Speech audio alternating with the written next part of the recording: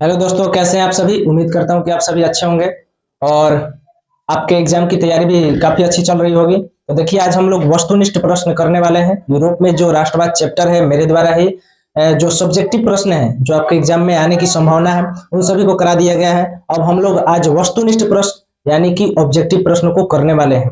तो देखिए, पहला प्रश्न है कि निम्नलिखित में से कौन सा एक जर्मन चांसलर है। निम्नलिखित में से कौन सा जर्मन चांसलर है। तो देखिए, इसका सही ऑप्शन हो जाएगा option number C. Option number C सही हो जाएगा, बिस्मार्क। यानी कि बिस्मार्क एक जर्मन चांसलर था। और आपको देखिए, आपको मालूम होगा, मेरे द्वारा भी बताया गया है सब्जेक्टिव वाले सेशन में, तो जाके आप लोग देख लीजिएगा कि बिस्मार्क जो था ना, वो जर्मनी का एकीकरण चाहता था। तो इसी के द्वारा रक्त एवं लौह की नीति लाया गया था। रक्त एवं बिस्मार्क के द्वारा ही रक्त एवं लौह की नीति लाया गया था। यानी कि बिस्मार्क के द्वारा ही रक्त एवं लौह की नीति लाया गया था। तो नेक्स्ट प्रश्न अब देखेंगे हम लोग। देखिए, तो नेक्स्ट क्वेश्चन है कि यंग यूरोप का स्थापना किसके द्वारा किया गया था। यंग यूरोप का स्थापना किसके द्वारा किया गया था। तो देखिए, इसका ऑप्शन नंबर ए सही हो जाएगा। यंग यूरोप का स्थापना मेजनी के द्वारा किया गया था। मेजनी। यंग यूरोप का स्थापना मेजनी के द्वारा किया गया था। कब किया गया था। तो वो वर्ष 1834 में किया गया था। वर्ष 1834 में किया गया था। यंग यूरोप का स्थापना मेजनी के द्वारा यंग यूरोप का स्थापना मेजनी के द्वारा वर्ष 1834 में किया गया था। और इन्हीं के द्वारा एक और संगठन यंग इटली, इन्हीं के द्वारा यानी मेजनी के द्वारा एक और संगठन यंग इटली का स्थापना किया गया था। वो वर्ष 1831 में किया गया था। यानी कि यंग यूरोप का स्थापना किसके द्वारा किया गया था। तो वो मेजनी के द्वारा किया गया था। चलिए नेक्स्ट क्वेश्चन अब हम लोग देखिए। नेक्स्ट प्रश्न है कि सेडान का युद्ध कब हुआ था। नेक्स्ट क्वेश्चन है कि सेडान का युद्ध कब हुआ था। तो इसका ऑप्शन नंबर ए सही हो जाएगा। सेडान का जो युद्ध हुआ था ना, वो वर्ष 1870 ईस्वी में हुआ था। सेडान का युद्ध वर्ष 1870 ईस्वी में हुआ था। देखिए, सेडान का युद्ध फ्रांस एवं प्रसा, प्रसा कहने का मतलब कि जर्मनी। सेडान का युद्ध फ्रांस एवं प्रसा के बीच हुआ था। प्रसा कहने का मतलब कि जर्मनी, यानी कि सेडान का युद्ध फ्रांस और जर्मनी के बीच हुआ था वर्ष 1870 ईस्वी में। और इस युद्ध में प्रसा की जीत हुई थी, यानी कि जर्मनी की जीत हुई थी। तो नेक्स्ट क्वेश्चन अब हम लोग देखिए। नेक्स्ट जो आपका प्रश्न है वो है कि फ्रांसीसी क्रांति का सिद्धांत क्या था। तो इसका ऑप्शन नंबर डी सही हो जाएगा। फ्रांसीसी क्रांति का सिद्धांत था वो स्वतंत्रता, समानता और बंधुता। आपको मालूम होगा कि फ्रांसीसी क्रांति वर्ष 1789 में फ्रांसीसी क्रांति वर्ष 1789 में हुआ था।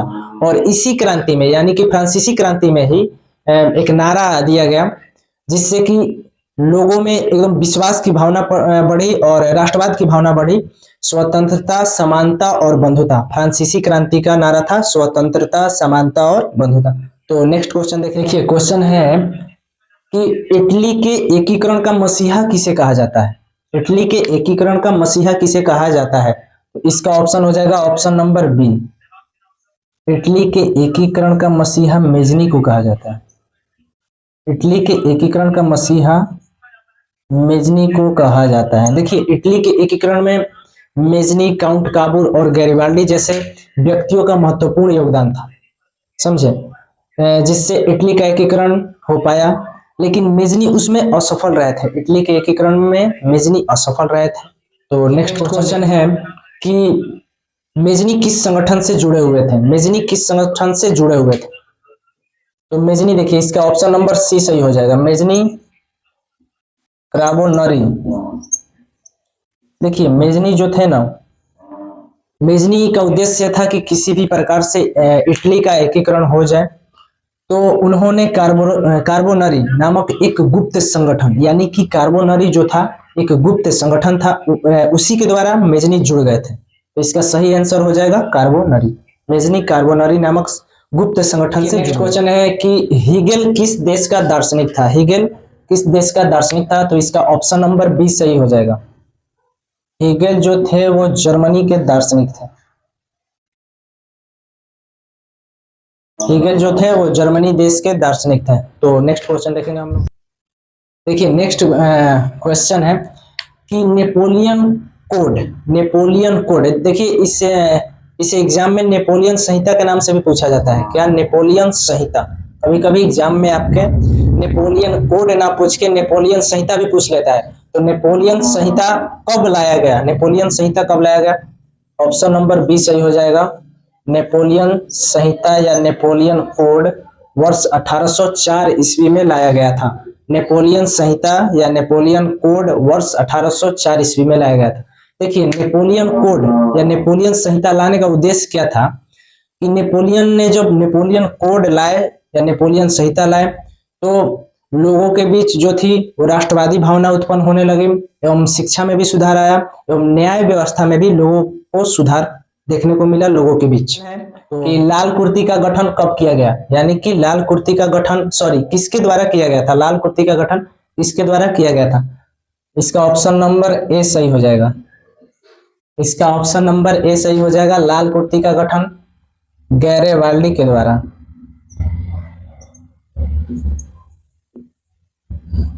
लाल कुर्ती का गठन गैरेवाल्डी के द्वारा किया गया था। यदि लाल कुर्ती पूछे यानी कि लाल कुर्ती का गठन किसके द्वारा किया गया था, तो अभी आपको मैंने बताया कि लाल कुर्ती का गठन गैरेवाल्डी के द्वारा किया गया था।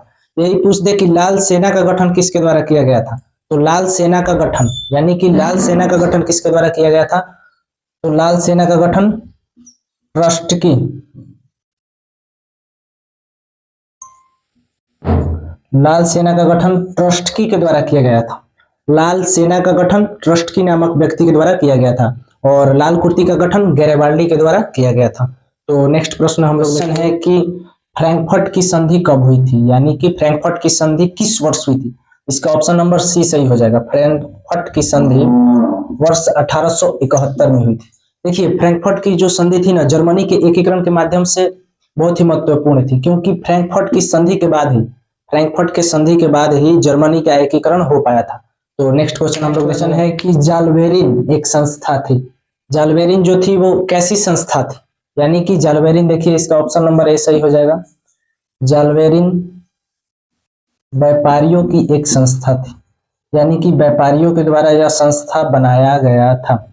इस संस्था का निर्माण जो हुआ था वो जर्मनी में हुआ था, यानी कि जालबेरिन नामक व्यापारियों का संगठन जर्मनी में बना था। तो नेक्स्ट क्वेश्चन अब हम है कि जर्मन राइन राज्य का निर्माण किसके द्वारा किया गया था? तो इसका ऑप्शन नंबर ए सही हो जाएगा। जर्मन राइन राज्य का निर्माण नेपोलियन बोनापार्ट के द्वारा किया गया था। जर्मन राइन राज्य का निर्माण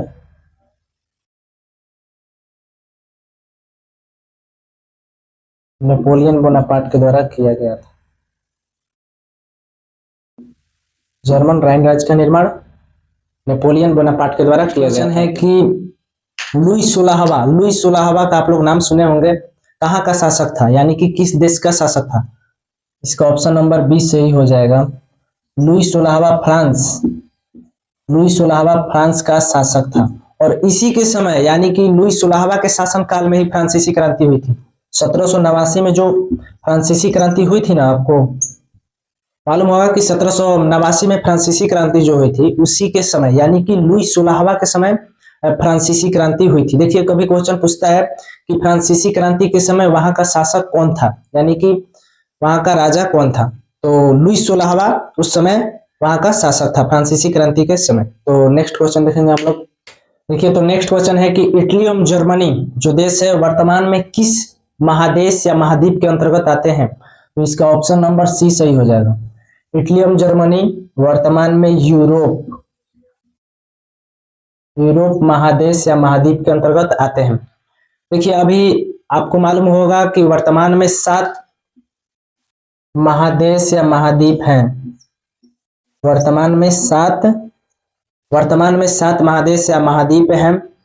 तो आप इसमें से सबसे बड़ा महाद्वीप कौन सा है? तो एशिया महाद्वीप है। तो अभी आप लोग कमेंट में बताइएगा कि भारत जो देश है किस महादेश यानी कि महाद्वीप के अंतर्गत आता है।